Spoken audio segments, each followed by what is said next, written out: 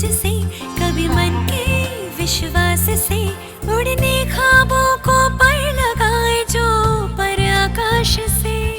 कभी हौसले से, कभी सोच से, कभी मन के विश्वास से, उड़ने ख्वाबों को पर लगाए जो पर आकाश से।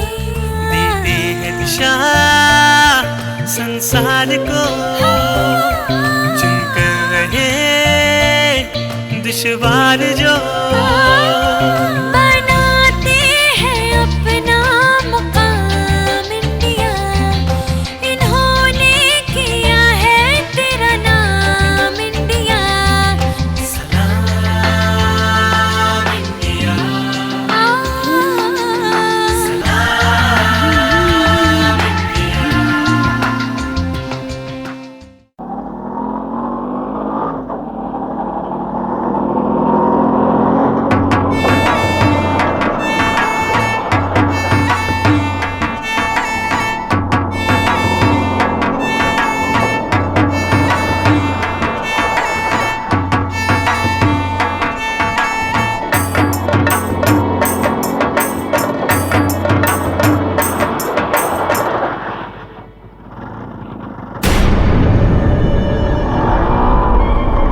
अरे वो हट जाओ।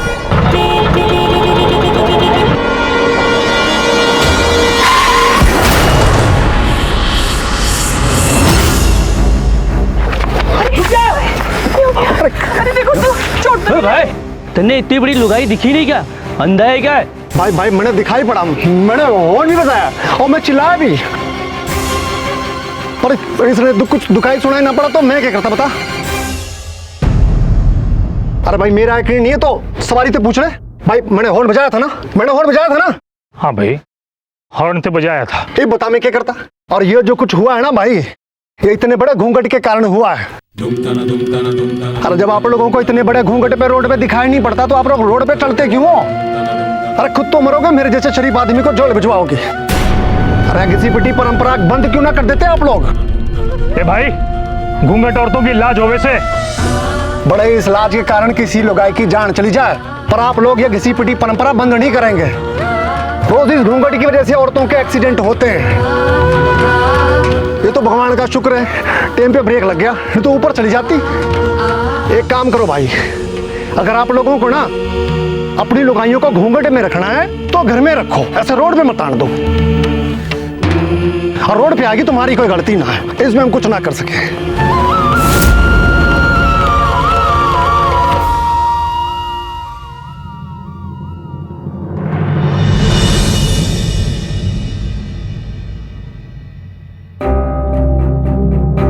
घूंघट लाल शर्म के रूप में औरतों का गहना माना जाता रहा है, पर घूंघट के कारण औरतों को कितनी तकलीफ उठानी पड़ती है, इस बात का अंदाजा सिर्फ वही औरतें लगा सकती है जिन्हें घूंघट पहन के काम करना पड़ता है, क्योंकि आए दिन वो कई हादसों से गुजरती है। बरसों से चली आ रही इस प्रथा के खिलाफ, इस रिवाज के खिलाफ किसी को तो आवाज उठानी थी, और ये आवाज उठाई हरियाणा के जिंद जिले के साफीदो तहसील के गांव छापर में रहने वाली नीलम ने। तेरा दिमाग खराब हो गया है क्या? है तू घूंघट ना निकालेगी? अरे किस सुबह सुबह पागलों जैसी बात करने लग गई?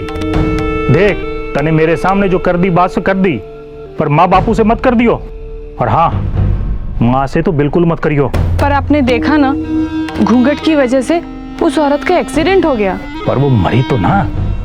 जो मर जाती तो आप मुझे घूंघट हटाने की परमिशन दे देते।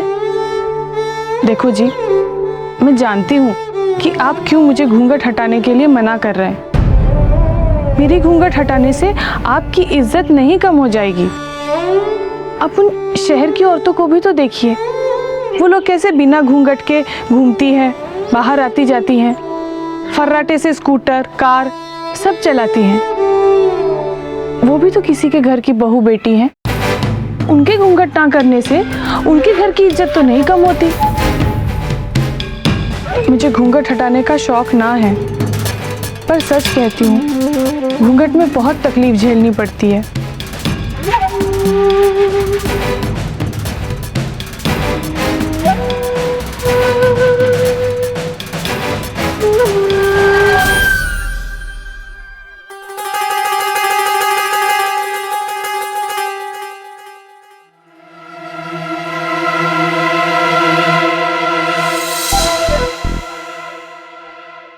बात तो ठीक से दिखाई तो ना देवे।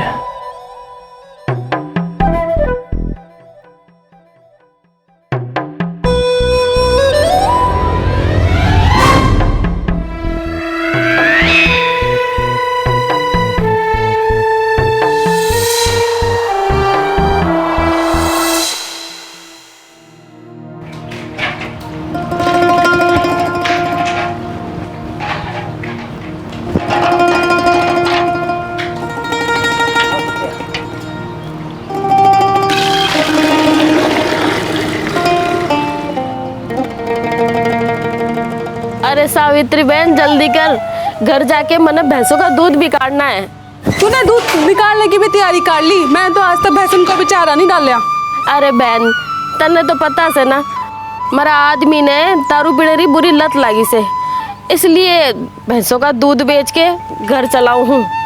और वो मर जाने दूधी सांझ होने से पहले ही आ जावे अपना फटफटिया लेके होर्न बजाने लगे। ले बहन मेरा हो गया, तू भर ले।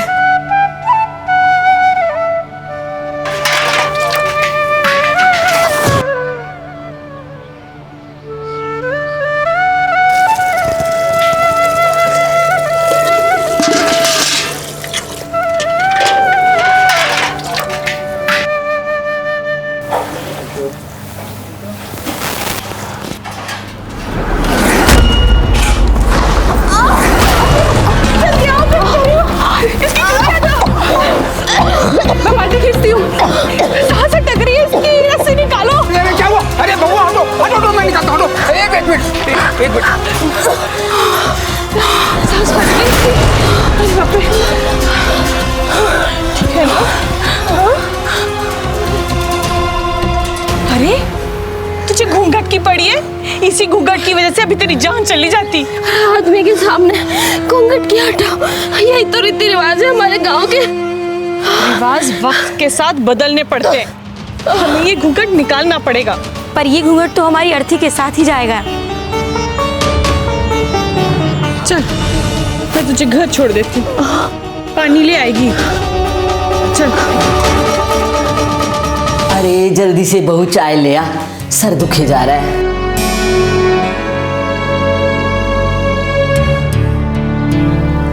सुना है सतबीर की लुगाई को तूने कुएं में गिरने से बचा लिया है। माँ जी, अगर उसने घूंघट नहीं निकाला होता ना तो ये हादसा कभी नहीं होता। क्या मतलब से तेरा? माँ जी, उसकी चुनरी उसके गले में फंस गई। अगर चुनरी से उसका मुंह नहीं ढका हुआ होता तो सिर्फ चुनरी कुएं में गिरती, वो नहीं। तेरे कहने का मतलब यो है कि औरत को मुंह नहीं ढकना चाहिए? जी माँ जी, और आजकल वैसे भी जमाना नहीं रहा घूंघट निकालने का। शहर की औरतें घूंघट नहीं करती हैं, और मैं भी सोच रही हूँ कि आज के बाद मैं भी घूंघट नहीं निकालूंगी। क्या कहा तन्ने? तू घूंघट निकालना बंद कर देगी? तू मुंह गाड़ के चला करेगी? अरे यो बात कहने से पहले तू खुद उस कुएं में पड़ के मर क्यों ना गई? अरे शर्म ना आई?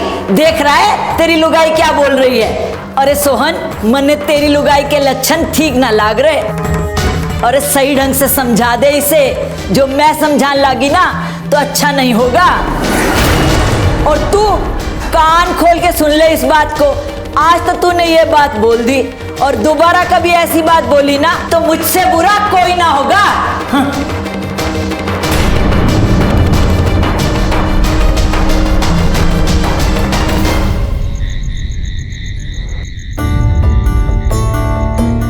अरे जब आप लोगों को इतने बड़े घूंघट पे रोड पे दिखाई नहीं पड़ता तो आप लोग रोड पे चलते क्यों हो? अरे खुद तो मरोगे, मेरे जैसे शरीफ आदमी को जेल भिजवाओगे।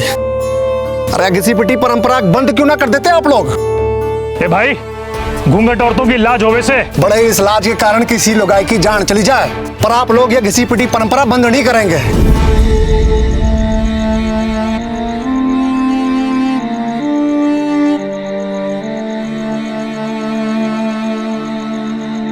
तू ये घूंघट हटाते।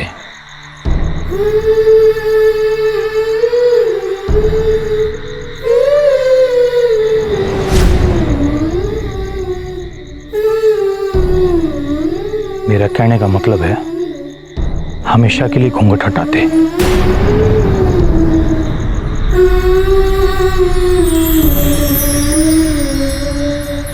मेरी तरफ से तूने पूरी आजादी है घूंघट हटाने की। सच? हाँ सच। पर बापू अम्मा जी को तने संभालना पड़ेगा। मुझ में तो हिम्मत ना है। मुझ में तो है। मैं सामना करूंगी उनका, वो भी बिना घूंघट के।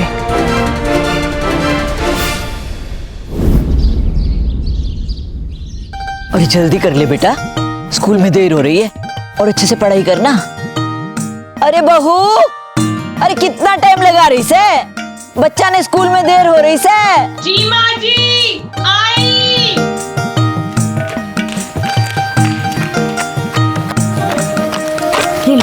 आज खाना एक ही डब्बे में दिया। ठीक है। दोनों आधी छुट्टी में साथ साथ मिलके खा लेना। जाओ। ठीक है तो चले। चलो पापा। माँ का पास चढ़ा हुआ है, देख लेना।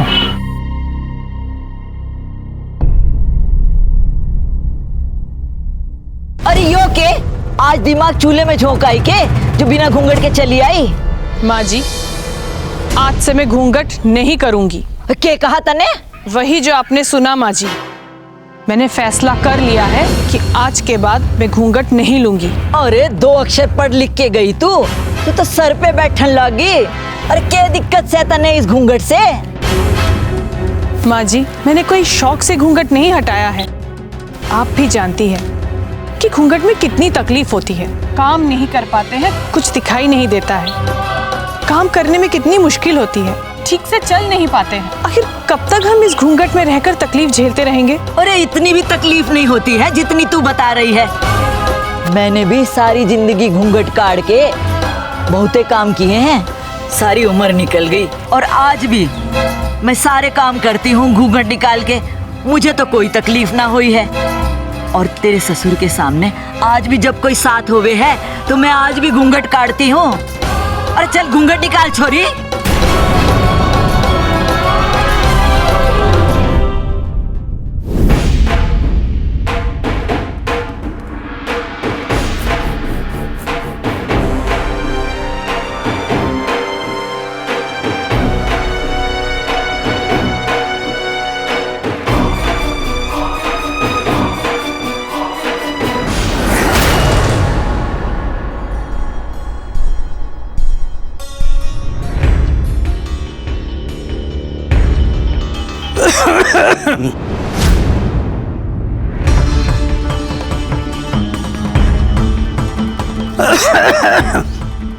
अरे क्यों खांस खांस के अपना गला खराब कर रहे हो? बहू ने घूंघट काटना छोड़ दिया है। अब ये महारानी घूंघट ना काटेगी, मुंह उघाड़ के ही चलेगी। लाज शर्म सब बेच दी है।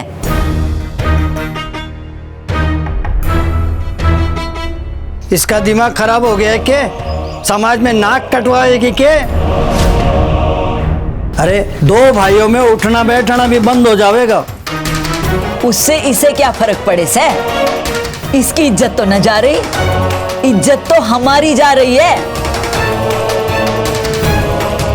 अरे बहू, कम से कम बुजुर्गों के सामने तो अपना घूंघट काट लिया करो। ससुर जी, जब आप मुझे अपने बेटे के लिए पसंद करने आए थे तब तो ना आपने कहा कि बहू घूंघट काट के आ। तब भी आपको मुझे घूंघट में ही पसंद करना चाहिए था। उस वक्त तो कोई ना कहे है कि हम बहू को घूंघट में रखेंगे, इसीलिए घूंघट में ही पसंद करेंगे। तब तो एक नहीं 5-5 आदमी आते हैं बहू को देखने। अरे आप इसकी बातों में मत आओ। इसके मुंह लग के क्यों अपना मुंह खराब कर रहे हो? आप तो अंदर जाके आराम कर लो जी। आने दो सोहन को, वो ही आके इसे ठीक करेगा। हमारी बात तो सुनती ही ना है अब।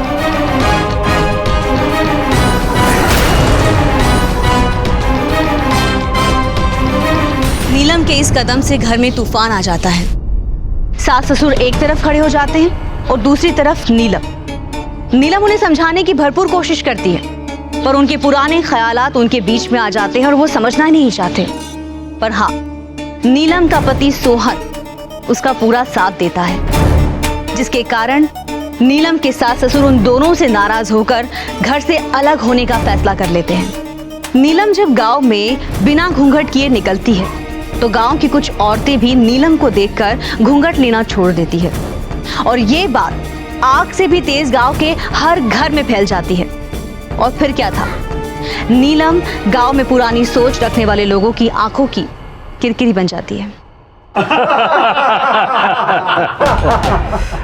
अरे भाई सुना तुम लोगों ने, बलिया राम की बहू ने घूंघट काटना छोड़ दिया है। अरे बात तो तेरी सही है, शक्ल तो देखने को मिलेगी ना और साथ साथ टाइम भी पास हो जाएगा। क्यों भाई? पर भाई लोग, उनके साथ साथ गांव की कई औरतों ने घूंघट काटना छोड़ दिया है और उनका देखा देखी अगर हमारी घर की बहू बेटियों ने भी घूंघट काटना छोड़ दिया तो। बलवंत तेरी बात सही है, आजकल गांव की बहू बेटियां बगावत के लिए तैयार रहती हैं। इससे पहले हमारे घर की बहू बेटियां बिगड़े, नीलम पे लगाम लगानी पड़ेगी। तो फिर देर किस बात की, बुलाओ बलिया राम को पंचायत में। बलवन, बलिया राम को अकेले बुलाने से कुछ नहीं होगा, उसके पूरे परिवार को भी बुलाना पड़ेगा। तो बुलाओ सभी को। हाँ बुलाओ। क्यों भाइयों, बुलाओ सभी को। जिस बात का डर था वही किया इस लुगाई ने। अरे पंचायत में बुलाया है, पंचायत में। अब तो हमारी समझ में यो ना आ रही है कि मैं क्या बोल के वहां से पीछा छुड़ाऊंगा। ससुर जी, आपको पंचायत में जाने की कोई जरूरत ना सर, वहां जो भी कहना या करना होगा मैं कर लूंगी। अब पंचायत में भी जाएगी तू? अरे देख क्या रहा है तू, इब भी टाइम है, तोड़ दे इसकी टांग और बिठा दे घर पे, बची खुची इज्जत तो बच जाएगी। घूंघट हटाने से कोई इज्जत ना चली गई और नीलम ने घूंघट हटा के कोई पाप ना किया है। नीलम, तू जो कर रही है ना बिल्कुल सही कर रही है, तू करती रहे। इस पंचायत से तो मैं निपट लूंगा। अरे वाह वाह वाह, क्या बात है, इतना बड़ा हो गया तू। अरे हम लोगों को पंचायत में नीचा दिखा के तू पंचायत से निपट लेगा। अरे शर्म कर, शर्म कुछ तो शर्म कर। अरे इस बुढ़ापे में हम लोग को क्यों नीचा दिखाने पर तुड़े हो तुम दोनों? अरे मेरी बात समझ ले, अगर इस पंचायत ने हमारा हुक्का पानी बंद कर दिया तो क्या करोगे तुम? ऐसे कैसे हुक्का पानी बंद कर देंगे? अरे कानून नाम की भी कोई चीज है कि नहीं? और अगर उन लोगों ने ऐसा किया तो हम पुलिस के पास जाएंगे। ससुर जी, मैं कोई गलत काम नहीं कर रही।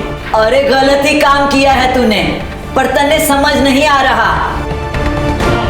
अरे अब देख क्या रहे हो, यो लोग तो मानने वाले हैं नहीं।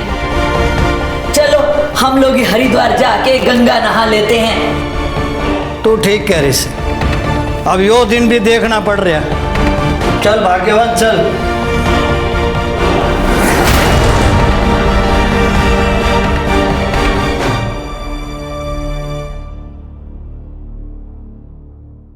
जिस बात का अंदेशा था वही हुआ, पर हमने जो आवाज उठाई है ना उसे दबने नहीं देंगे।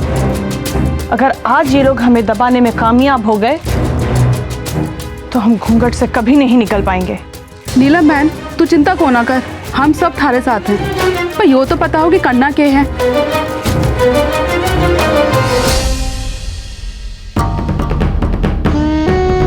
सोहन, हम देख रहे हैं थारी लुगाई ने घूंघट काटना छोड़ दिया है और साथ में और भी लुगाइयों का बंद करवा दिया है। ये बिना घूंघट के मुंह गाड़ के खड़ी है, गांव के लिए अच्छा है क्या? सरपंच साहब, मेरे ख्याल से तो बिल्कुल सही है, क्योंकि औरतों को घूंघट काट के काम करने में बहुत परेशानी हो गई। हमारी लुगाई को तो कदे ना हुए, तेरी लुगाई कुछ ज्यादा ना हो रही है। जितनी मारी लुगाई नो होवे ना उतनी आपकी माँ बहनों को भी होवे, पर आपको उनकी तकलीफ से क्या लेना देना? आपको तो घूंघट काट के काम ना करना पड़े। सोहन, तू ज्यादा नहीं बोल रहा है क्या? माफ करना सरपंच साहब अगर कुछ ज्यादा बोल दिया हूं तो, पर मेरे ख्याल से नीलम ने जो कदम उठाया है वो बिल्कुल सही कदम है। के सही कदम है? मुंह उगाड़ को चलने को तू सही बता रहा है। अरे पर्दा लाज शर्म का प्रतीक होवे, लुगाई पर्दे में ही अच्छी लागे। अगर औरत पर्दे के पीछे अच्छी लगती है तो क्यों उसे खेतों का काम करने घर से बाहर निकलने देते हो? गोबर का तशाला सर पे उठा के क्यों उसे बाहर निकलने देते हो? पशुओं का चारा लाने, पानी भरने क्यों बाहर जाने देते हो? बोलो, क्यों औरतों को बाहर निकलने देते हो?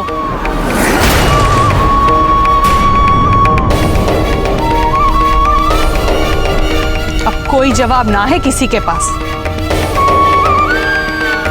घर और बाहर दोनों जगह का काम औरत करे और आप लोग यहाँ बैठकर हुक्का पियो और ताश खेलो। अगर औरत घर का गहना इज्जत है तो उसे इज्जत के साथ घर में रखो ना। हमारी औरतें तो घर में काम करें, काम करने की जरूरत तो तुम जैसे औरतों को पड़े। जरूरत हमें पड़ती है, इसीलिए हमने घूंघट निकालना छोड़ दिया। थारे घूंघट हटाने से हमारी बहू बेटियों पर बुरा असर पड़ता है। तुम सब लोगों को घूंघट में ही रहना होगा।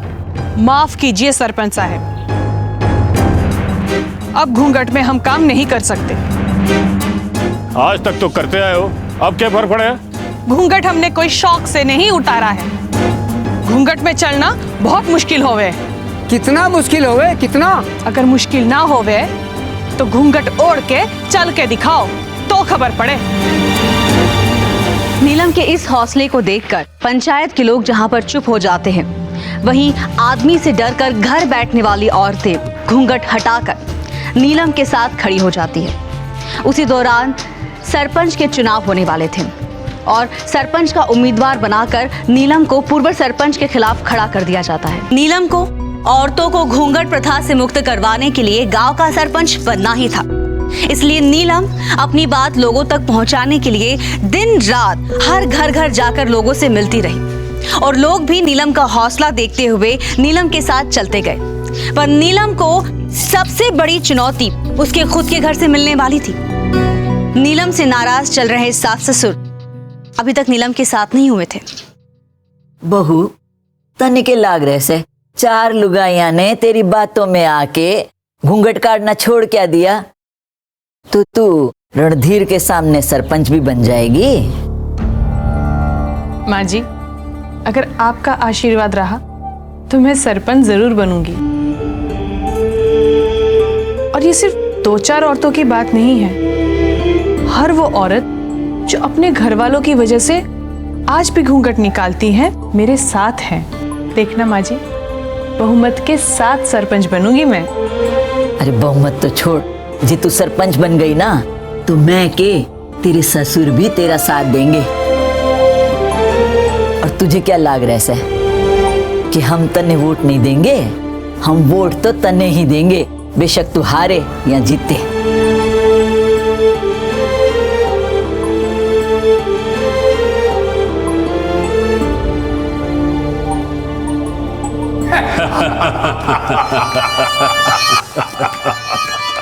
सरपंच जी पूरे गांव का दौरा करके आए हैं। पूरी तरह से हवा आप ही की तरफ है। जानता हूं। हर चुनाव की तरह इस बार भी सरपंच आप ही बनेंगे। इस बार मुझे सरपंच पड़ जाने रहे।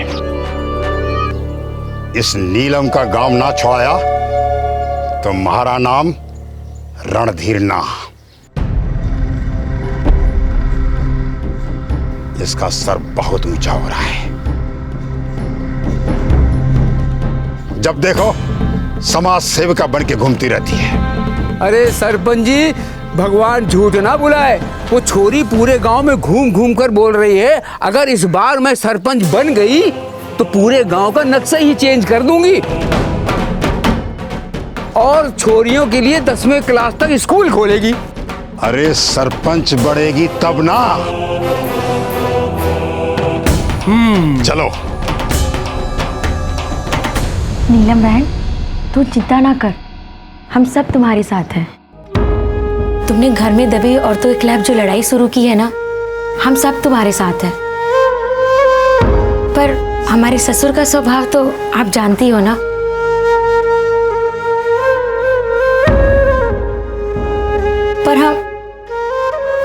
रहने ही देंगे। पर ये बात मेरे ससुर तक नहीं जानी चाहिए, है ना माँ जी? जो थारे अंदर का डर है ना, यही खत्म करना है मुझे। बहू, हमारा आशीर्वाद तो थारे साथ हमेशा रहेगा। बस एक बार तू सरपंच बन जा तो तुम्हारा ये घूंघट ओढ़ने का पीछा छूट जाएगा। माँ जी, अगर आपका आशीर्वाद हमारे साथ है तो सरपंच तो मैं बनी ही।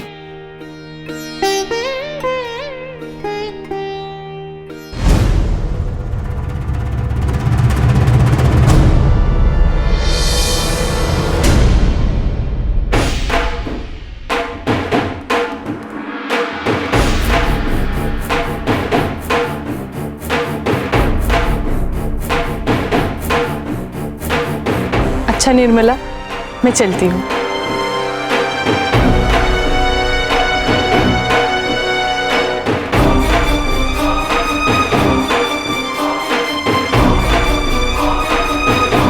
माँ जी, आप संभाल लेना, चिंता मत करना, भीतर चली जा।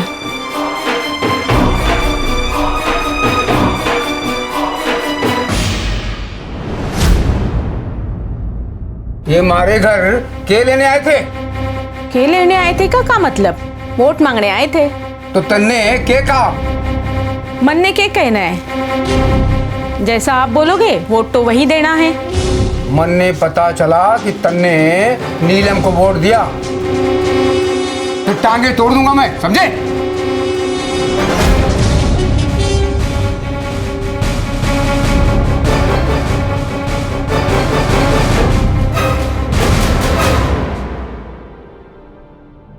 नीलम को सिर्फ औरतों से ही नहीं बल्कि गांव में नए विचार रखने वाली पीढ़ी से भी बहुत वोट मिले, जिसके चलते नीलम ने अपने विरोधी रणधीर को भारी मतों से हराया। नीलम की जीत की वजह से नीलम के सास ससुर को भी अपनी गलती का एहसास हुआ और वे लोग नीलम के साथ खुशी खुशी रहने लगे। अब नीलम के सामने आए दिन नई नई चुनौतियां आने लगी और सबसे बड़ी समस्या थी गांव में फैल रही नशाखोरी की समस्या।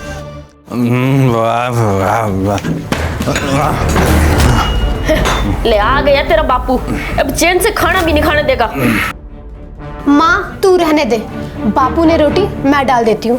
अजय, रोटी खाने का टाइम थोड़ी ना आया। अजय, मने और दारू पीनी है। चल मने पैसे दे। कहाँ से लाऊं पैसे? कल ही तो दिए थे मैंने। मेरे से झूठ बोल रही है तू? मैंने देखा तने दूधी से पैसे लेते हुए। चल पैसे दे।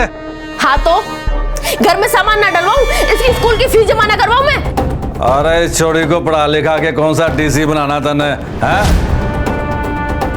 गिरना तो गोबर किसी के घर का। क्यों गिरेगे गोबर? हाँ, डीसी वीसी ना बन तो क्या हुआ? शहर जाके छोटी मोटी नौकरी तो कर ही सकते हैं ना।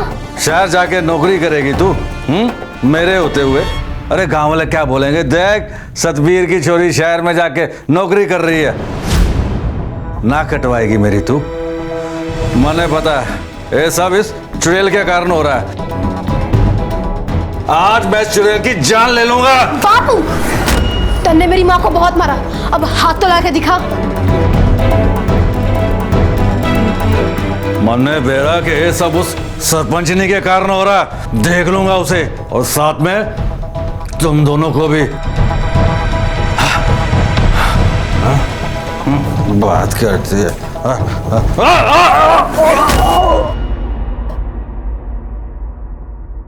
माँ, पड़े रहने दे उन्हें। अरे बेटा, कैसे भी है तो तेरा बाप ही ना। ऐसे बाप से तो अच्छा हम बिना बाप के होते। कम से कम मेरी माँ को सुख की नींद तो मिलती।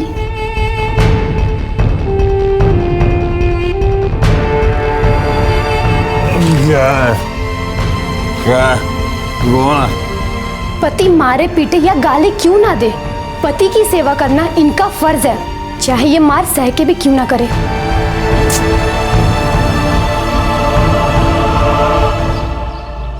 जैसा कि हमने अपने चुनावी घोषणा पत्र में कहा था कि गांव को नशा मुक्त करवाएंगे। हमने शराब का ठेका बंद करवा दिया ना। वीरवान जी, आपको याद होगा कि वादा गांव को नशा मुक्त करवाने का था, ना कि ठेका बंद करवाने का। अब नशा करने वाले बाहर से नशा करके आने लगे हैं। हमें उन्हें समझाना होगा कि नशा ना सिर्फ शरीर को बल्कि परिवार को भी बर्बाद करे है। नीलम बहन, आप कहे तो बिल्कुल सही रही है। इस शराब में तो नौजवान पीढ़ियों को तो भट्टा ही बिठा दिया है। इसीलिए अब हमें नशा करने वालों को समझाना होगा। पर कैसे?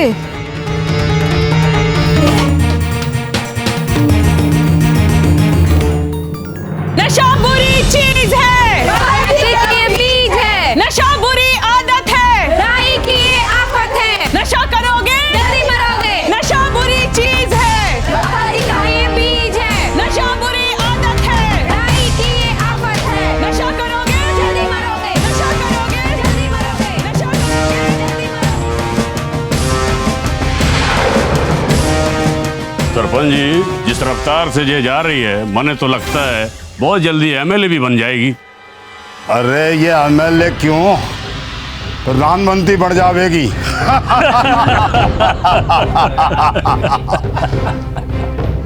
पर मैं इसने 5 साल तक सरपंच नहीं रहने दूंगा।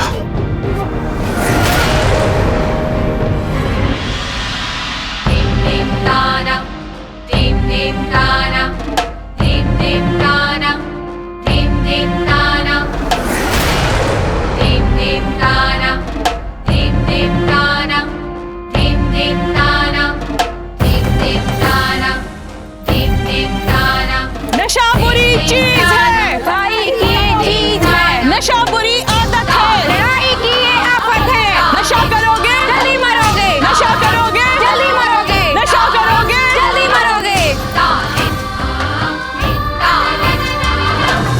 देखो बहनों, अब हमारे गांव में तो शराब नहीं मिलती, लेकिन ये शराबी लोग बाहर से पीकर आते हैं। अब हमें इन शराबियों को बाहर से शराब पीकर आने या लेकर आने से रोकना होगा। ये जो सड़क बाहर से हमारे गांव के अंदर आती है, हमें वहां पहरा देना होगा। क्यों? हाँ, ठीक है। चाची, हम आपके पास एक उम्मीद लेकर आए हैं। हम लोगों को पढ़ने के लिए दूसरे गांव में जाना पड़ रहा है और घर वाले कह रहे हैं कि इतना दूर जाने की कोई जरूरत ना है, स्कूल छोड़ दें। अगर आप ही गांव में 10वीं तक का स्कूल बनवा दो तो हम लोग आसानी से पढ़ लेंगे। हाँ, क्यों नहीं, जरूर। मैं कल ही शहर जाकर डीसी से मिलती हूँ। मैं तो चाहूंगी कि हमारे गांव में 10वीं से लेकर 12वीं तक स्कूल हो।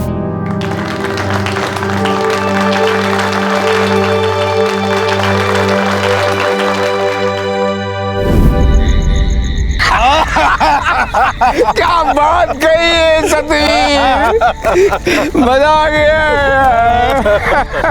सतवीर, तुम मेरा पक्का दोस्त है। वो तो अच्छा, एक काम करते हैं, हाँ। पहले घर चलते हैं, हाँ, वहां से पैसे लेते हैं और फिर एक पैक और पी के। भाई सतवीर, मजा आ गया यार।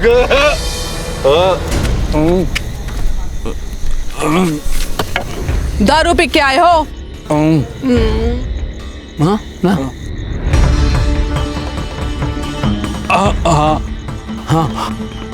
तो आप लोग इस गांव में नहीं आ सकते। अब आना कल सवेरे जब दारू उतर जावे। तू कौन हो रे मना करने वाली? गांव की पंच, और यो हुक्म हमारी सरपंचनी का है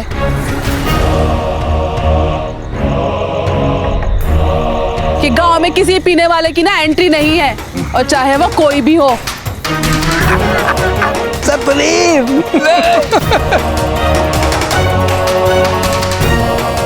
सरपंचनी के भी पर निकल आए।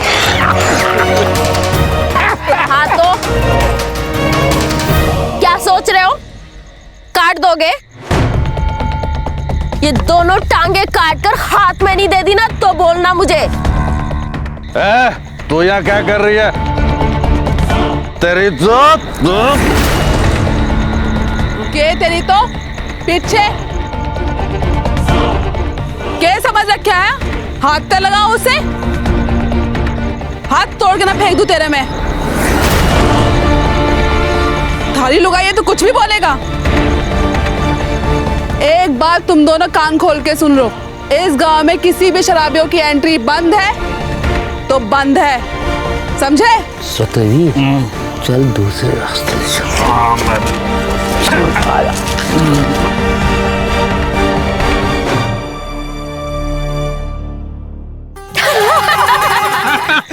न तो ये गांव की औरतें भी कमाल कर रही हैं, हमें गांव में घुसने नहीं दे रही। अरे सतवीर, उनको क्या मालूम कि हम लोग दूसरे रास्ते से चले।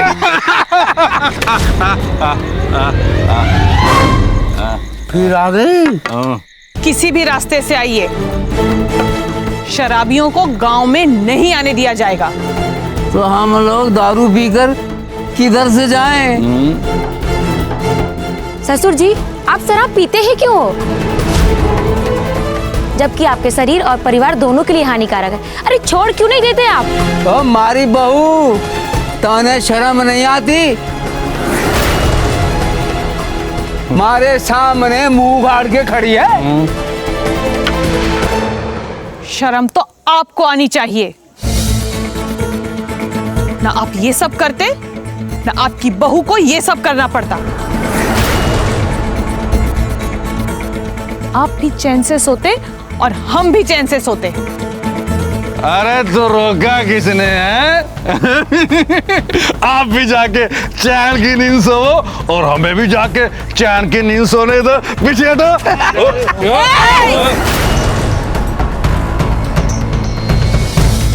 कहा ना, शराबियों की गांव में नो एंट्री। अब सवेरे ही आना। तू सरपंच है तो कुछ भी करेगी, हैं? ये मत भूल कि सरपंच के खिलाफ भी पंचायत बुलाई जा सकती है, समझे? जो करना है कल सवेरे करना। जाओ जाओ। सतवीर, लगता है कि हम लोगों को आज गांव के बाहर ही सोना पड़ेगा। हाँ, मुझे भी यही लग रहा है। याद रखना, तेरे खिलाफ पंचायत बैठा के रहूंगा। हाँ, मैं भी बैठा के रहूंगा।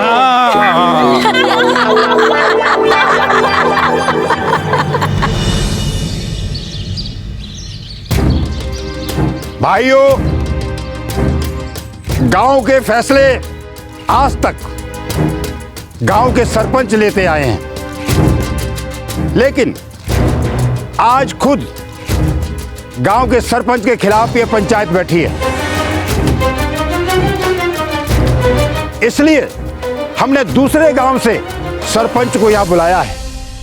सरपंच साहब, आप ही फैसला कीजिए कि गांव के लोगों को गांव में नहीं घुसने दिया जा रहा है, क्या ये सही है? पहले तो मैं हमारे भूतपूर्व सरपंच जी की तरफ से आपसे माफी मांगती हूँ, जिनकी वजह से आपको यहाँ आना पड़ा। सरपंच जी, एक बात बताइए, क्या गांव में नशाबंदी करना गलत बात है?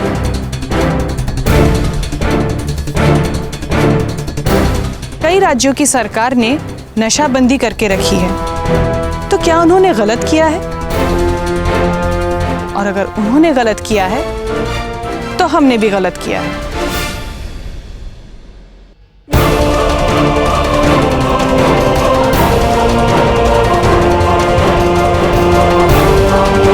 नीलम जी, आपने जो किया है ना, वो बिल्कुल सही किया है।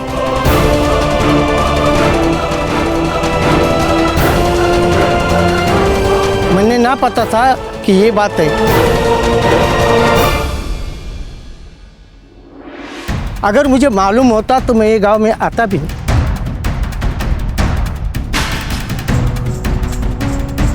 मन्ने माफ करना, मुझसे कोई गलती हो गई हो तो। नीलम जी, आपको आपके गांव के लिए जो सही लगे वही आप करना।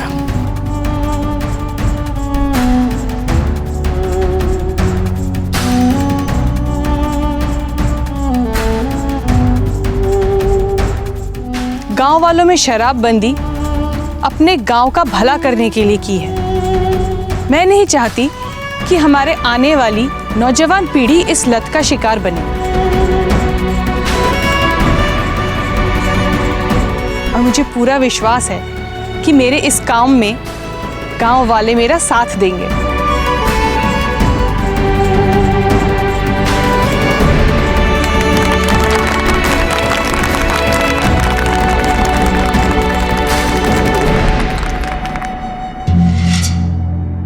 नीलम ने अपने गांव के विकास के लिए दिन रात एक कर दिए थे।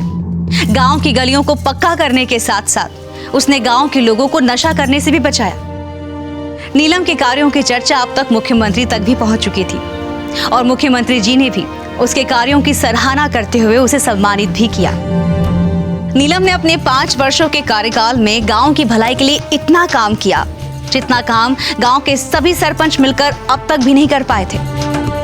नीलम के कारण गांव की कुछ औरतों को घूंघट प्रथा से छुटकारा मिल चुका था और साथ ही साथ गांव की लड़कियां जो आगे पढ़ नहीं पा रही थी उन लड़कियों को नीलम ने अपने घर पर पढ़ाना शुरू कर दिया था। नीलम जैसी शख्सियत को हमारी तरफ से सलाम इंडिया। मैं नीलम सरपंच हरियाणा से गांव छापर में रहती हूँ। जब मेरी शादी हुई तो मैं अभी घूंघट में बंदी रहने वाली एक आम नारी की तरह ज़िंदगी व्यतीत कर रही थी। घूंघट में रहकर मुझे काफ़ी मुसीबतों का सामना करना पड़ता था, लेकिन फिर भी ज़िंदगी को जैसे तैसे जी रही। लेकिन एक बार सफीदों हॉस्पिटल के सामने मैंने एक हादसा होते हुए देखा। घूंघट की आड़ में एक औरत रोड क्रॉस कर रही थी तो उसको मोटरसाइकिल वाले ने टक्कर मारी, वो ज़ोर से गिर गई। तो वहाँ पे जो लोग खड़े थे उन्होंने उसका मजाक बनाया कि क्या घूंघट करना ज़रूरी था।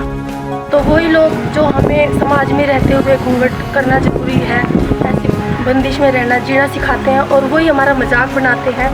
तो तब मैंने ठाना कि ज़रूर इस घूंघट के खिलाफ़ आवाज़ उठानी पड़ेगी और मैंने गांव में आके एक मुहिम शुरू की। घूंघट प्रथा के खिलाफ़ लोगों को, महिलाओं को जागरूक करना शुरू किया। पहले शुरू में तो काफ़ी महिलाएं मेरे खिलाफ़ थी। जो महिलाएं थी वो राज़ी नहीं हो रही थी कि घूंघट खोलना चाहिए, लेकिन आज स्थिति ये है कि गांव में 70% महिलाएं जो हैं घूंघट खोल चुकी हैं और यहाँ पे बेटियों के होने पर मिठाइयाँ बांटी जाती हैं, बेटियों को पढ़ने के लिए बाहर भेजा जाता है दूसरे स्कूल में, कॉलेज में। तो काफ़ी अच्छी जो है बदलाव मैंने मेरी कोशिश के कारण लाया है। मैं चाहती हूँ कि ये बदलाव पूरे हरियाणा में, पूरे समाज में आए, यही जागृति में लाना चाहती हूँ।